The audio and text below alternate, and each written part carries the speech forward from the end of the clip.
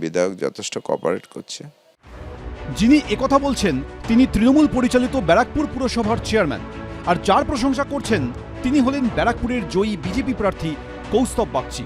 রাজ্যে বিজেপি ক্ষমতায় আসার পর বেসুরো একাধিক তৃণমূল নেতা, তাদের মধ্যে একজন ব্যারাকপুর পুরসভার চেয়ারম্যান উত্তম দাস, যিনি সোমবার ফল ঘোষণার পরই দলের বিরুদ্ধে সরব হয়েছিলেন। 2011 সালে বাংলার মানুষ সেই মমতা বন্দ্যোপাধ্যায়কে বসিয়েছিল 34 বছরের সিপিএমকে সরিয়ে। ঠিকই ছিল, যেদিন থেকে অভিষেক বন্দ্যোপাধ্যায়কে উনি লিডার করে দিয়েছেন এবং অভিষেক বন্দ্যোপাধ্যায়ের আন্ডারে যারা লিডার তারা সামাজিকভাবে যেটা পড়া যায় তাদের চিন্তাভাবনার সাথে আমাদের পুরনো যারা 98 সাল থেকে যারা দল করে চিন্তাভাবনার অনেক ফারাক ছিল। আর এবার কার্যত এলাকার নতুন বিজেপি বিধায়কের উপরেই আস্থা রাখলেন তৃণমূল নেতা। ওরা ক্ষমতায় এসছে, ক্ষমতায় তো মানুষের ভোটেই এসছে, এখন ওদের দায়িত্বে ওরা যেভাবে চালাবে সেভাবেই চলতে হবে।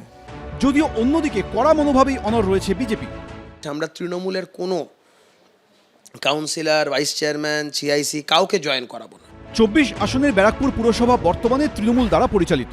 ব্যারাকপুর বিধানসভা কেন্দ্রে এবার বিজেপির টিকিটে জয়লাভ করেছেন কৌস্তব বাগচি। তার দাবি, বিজেপির সরকার আসার পরই পুরসভার একাধিক তৃণমূল কাউন্সিলর পদত্যাগের ইচ্ছে প্রকাশ করেছিলেন।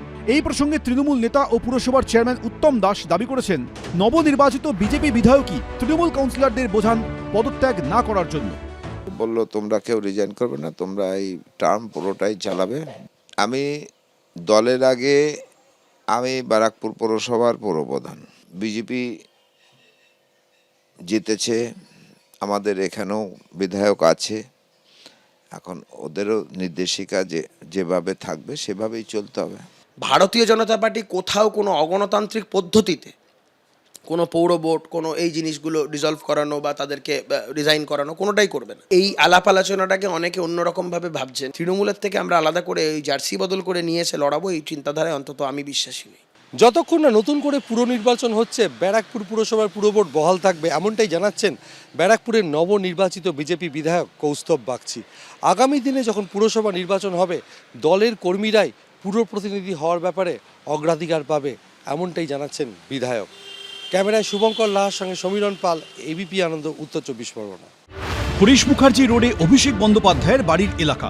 একসময় এখানেই থাকতো নিরাপত্তার কড়া বেষ্টনী, গার্ডরেল, সিজার গেট, পুলিশের কিয়স্ক, অতিরিক্ত নিরাপত্তারক্ষী। কিন্তু ভোটের ফলে রাজ্যের পালাবদল ঘটতেই পাল্টে গেছে ছবিটা। Z+ নিরাপত্তা রেখে তুলে নেওয়া হয়েছে তৃণমূলের সর্বভারতীয় সাধারণ সম্পাদক অভিষেক বন্দ্যোপাধ্যায়ের অতিরিক্ত নিরাপত্তারক্ষীদের। তারপরেই এই এলাকা দিয়ে শুরু হয়েছে অবাধ যাতায়াত। একটা দিনও বাইক নিয়ে আমি দাঁড়াতে পারতাম না। কোনো বাড়িতে যেতে গেলে আমাদের ঘুরিয়ে যেতে হবে, প্রায় আরও 3 কিলোমিটার রাস্তা ঘুরতে হয়, আমাদের ঢুকতেই দিত না গলিতে। তো এত অত্যাচার করেছে এরা, পরিবর্তন হয়েছে, আমার খুব শান্তি পেয়েছি। এই প্রেক্ষাপটেই জল্পনা শুরু হয়েছে, তাহলে কি আগামী দিনে এই রাস্তা দিয়েও আগের মতো বাস চলাচল শুরু হবে? এই রুটেই কিন্তু একটা সময় বিভিন্ন জায়গা থেকে বাস চলাচল করত।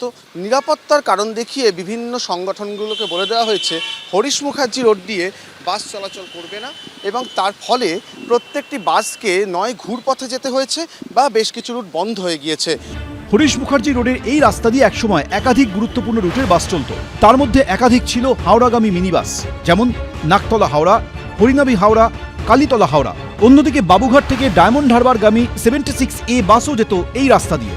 ডালহৌসির যাওয়া 13 নম্বর বাসও এখান থেকেই ধরতে পারতেন যাত্রীরা।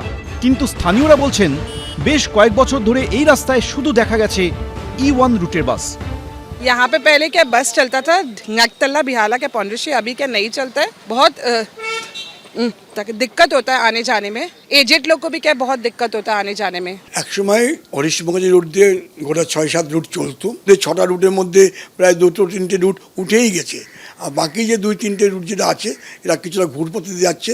আমাদের কাছে কোনো উপায় ছিল না, নিরাপত্তার কারণে যদি কোনো রাস্তা যদি বন্ধ হয়ে যায় বা যদি ঘুরিয়ে যায় সেটাকে আমাদের মাথা পেতে মেনে নিতে হয়েছিল।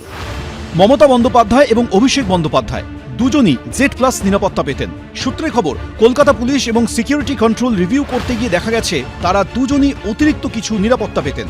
এই প্রেক্ষাপটে বিধানসভা ভোটে তৃণমূল হারার পর হরিশ চ্যাটার্জি স্ট্রিটে মমতা বন্দ্যোপাধ্যায়ের বাড়ি, হরিশ মুখার্জি রোড এবং কালীঘাট রোডে অভিষেক বন্দ্যোপাধ্যায়ের বাড়ি এবং ক্যামাক স্ট্রিটে অভিষেক বন্দ্যোপাধ্যায়ের অফিসের সামনে থেকে সরিয়ে দেওয়া হয় অতিরিক্ত নিরাপত্তা।